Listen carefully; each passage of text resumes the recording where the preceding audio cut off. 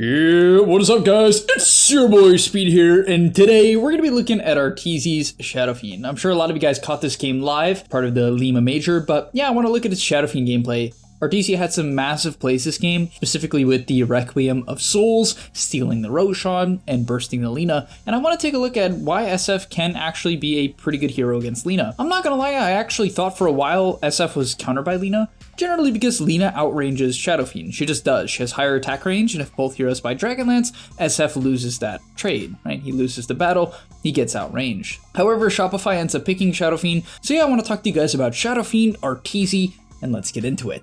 Also, I want to tell you guys that if you've been struggling with solo queue and you're looking to get to the next rank, I'm going to be able to help you. Like, literally, with the Game Leap website, I'm going to give you guys guides that are going to make it unbelievably clear on what you need to do. So if you've been stuck in the solo queue grind, you don't know what to do, and you want to become absolutely broken, but like actually you want to become much better at Dota, and you want to take it more seriously, the Game Leap website is going to help you do that. So click the link down below, I'm going to help you get to the next rank, and I'll see you there.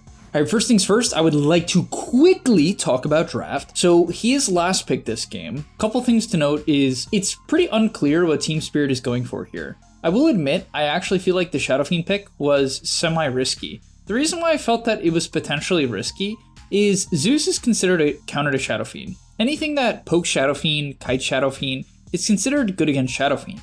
So at first, I'm not gonna lie, I thought this was one of the worst Shadow Fiend picks I've ever seen.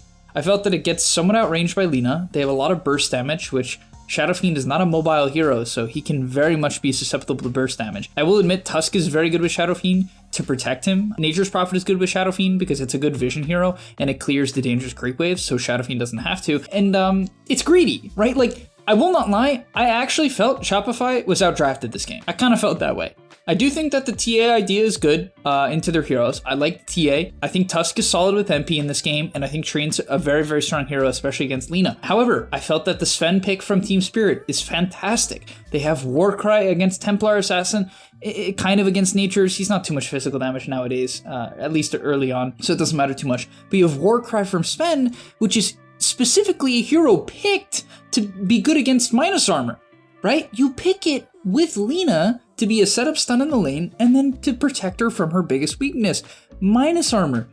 And then they pick TA, who's a hero completely reliant on minus armor, and Shadow Fiend, another hero reliant on minus armor. So I was like genuinely so confused. And then they pick, okay, I really think the main reason they picked Shadow Fiend was they felt it could be an arcane blink burst hero this game, and it could win the lane against Underlord.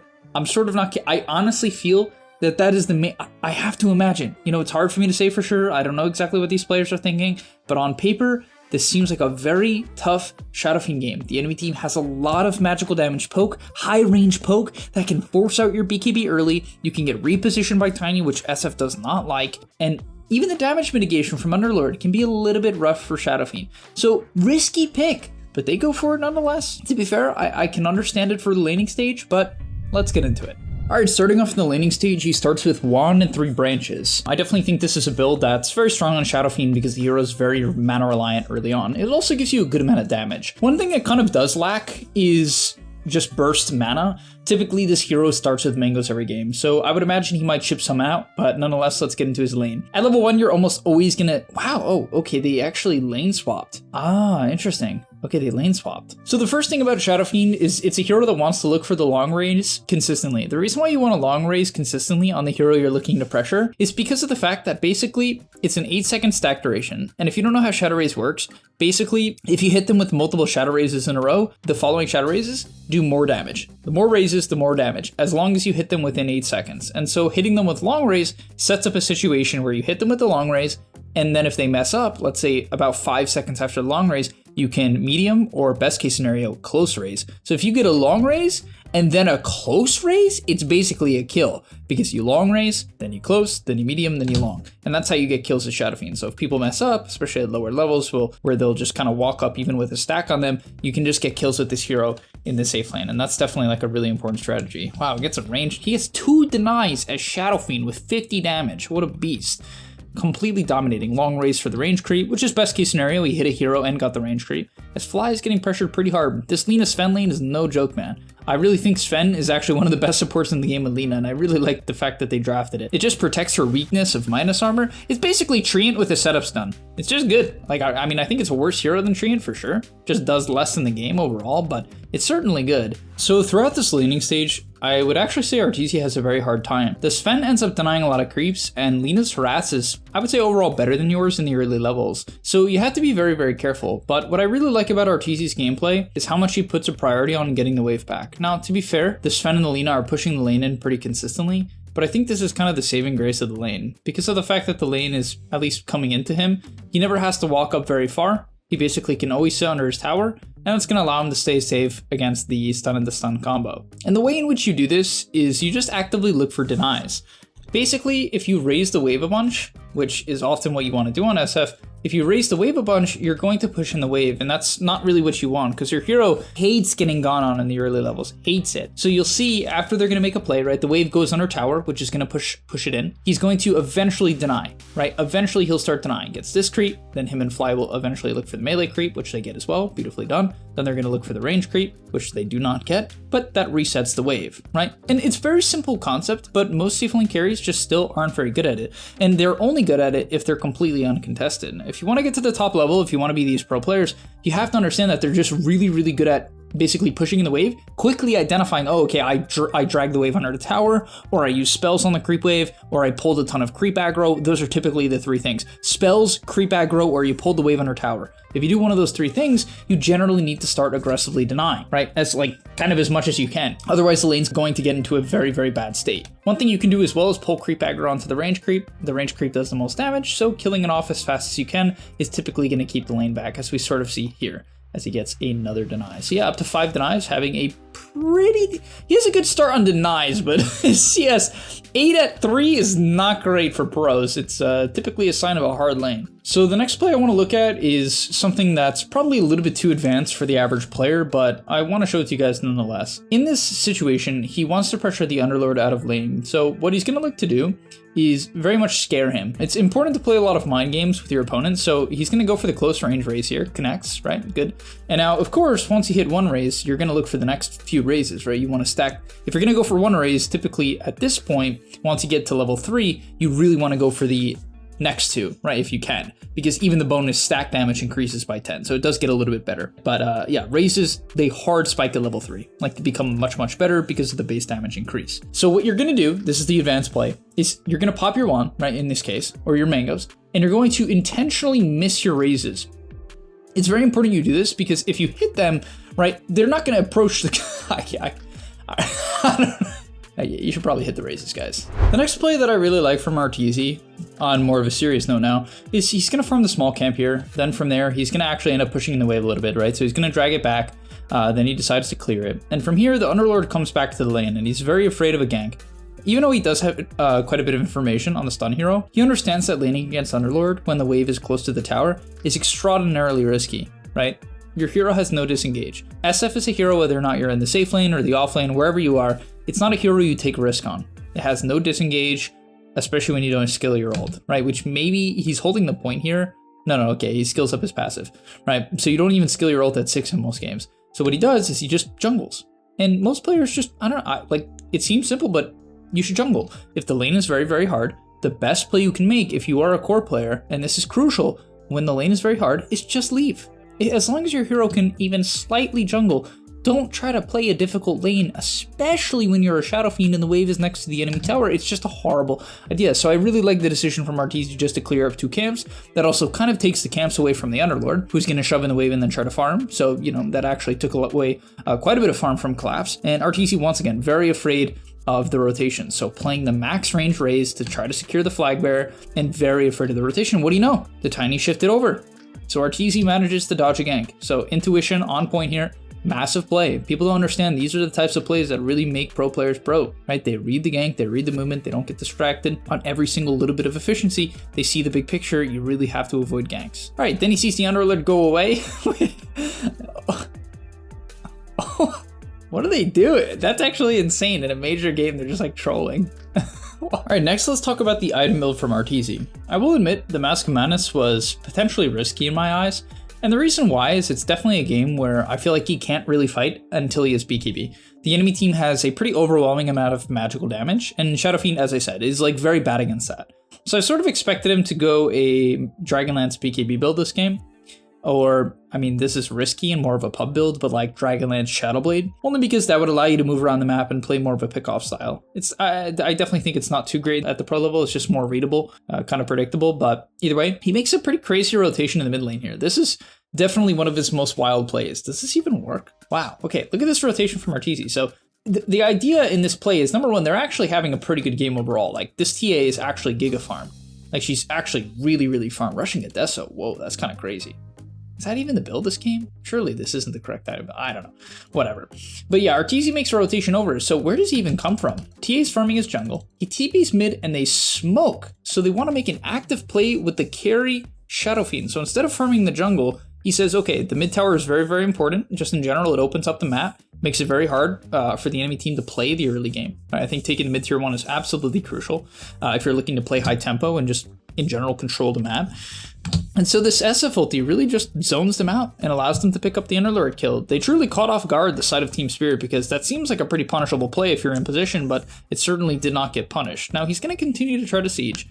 Definitely a bit of a hard play. He's got to be very careful, right? As I said, a lot of magic damage. And yeah, they aren't actually able to take it. So they get most of the tower, and that's solid, right? It didn't take them a lot of time. They got most of the tower. They got a kill on the Underlord. And now that the Furion gets to come bottom because of the fact that they showed mid. So that was like a really cool, really high skill play from Arteezy. Definitely risky in pubs, but if you have a unit hero that you can enable to take the mid tower or the offlane tower, and you can't like comfortably farm in other places, then that's a great option. Or if you just think it's good to open the tower, right? Because I feel like he could have farmed there. Like, he didn't have to go mid. So I guess he just thinks the bigger picture is more important, which I would say I agree with. One more thing I'd like to mention about Arteezy's farming rotation in the early game and his map knowledge is just, it might seem really basic to a player at Arteezy's level, but I really, like, I've been coaching, I coach a lot of carry, and I coach a lot of carry in the 3K bracket. And one of the main mistakes that I see is how far they push up the lane. It really depends on your hero. Some heroes like Juggernaut, Lifestealer, Slark can get away in certain matches with pushing up very far. Shadow Fiend is the furthest thing from that, as we kind of mentioned earlier. And so it's very important that you do not take the risk. Do you think a lot of players would farm the creep wave to his left if they're where he is right now? The answer is probably yes, right? Probably yes.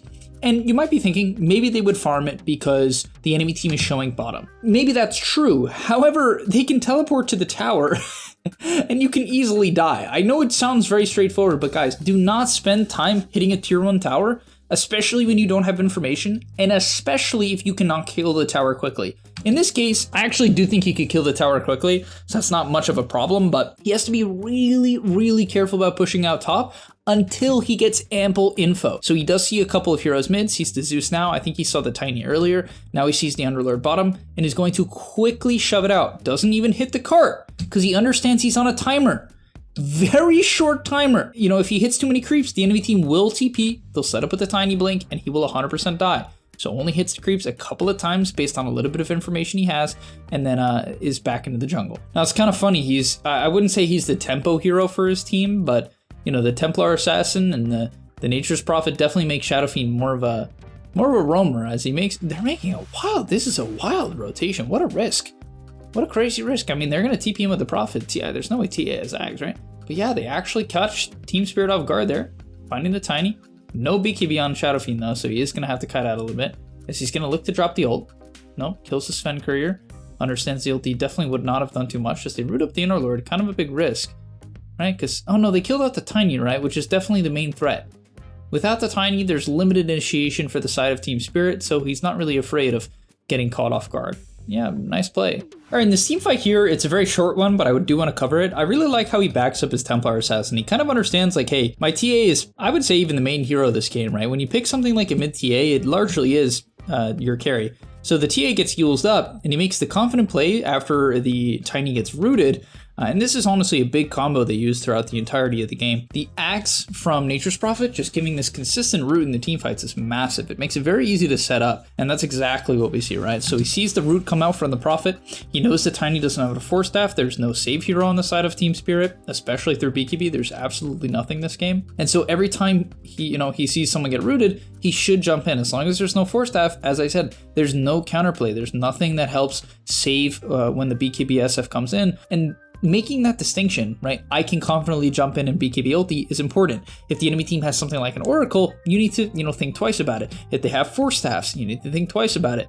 If they have something like Hook Shot, you need to be a little bit careful about doing that, right? Because these plays then won't work. But he knows, because of his matchups, he can make that decision. Oh, okay, so here we have the big Roshan play from Arteezy. Honestly, I'm gonna keep it real. I don't know how Team Spirit plays their sentry so bad where they don't get the Roshan pit trap. I mean, like, where did they place this damn sentry? There is a sentry. I guess they probably placed this. Okay, so what happened is they placed this for the fight, right? For that brief fight, because this is not new. This has been up for quite a bit, like a decent chunk of time. So they just assume there's no trap, right? And like all of them are dead. No way Arteezy is going to make the 1v9 play. Like you would expect, right? But he had a trap. And I mean, Arteezy, to be fair, he gets the Aegis. Oh, no ATP's out, right? They have no cancel. I didn't see that live. That's nasty. Oh my. Woo, okay. Oh, that's a play. That is, I mean, I'm not gonna lie, that just shouldn't happen. Like, props to Arteezy, but that should just not happen. There's no other way around it. When you are against TA, you put a sentry directly out of the pit. It's easier for me to say because I'm not in a high pressure environment with 4 heroes dead. So you don't expect something like that. Maybe your intuition shuts off a bit because you just think there's no way they're gonna contest. But here we are.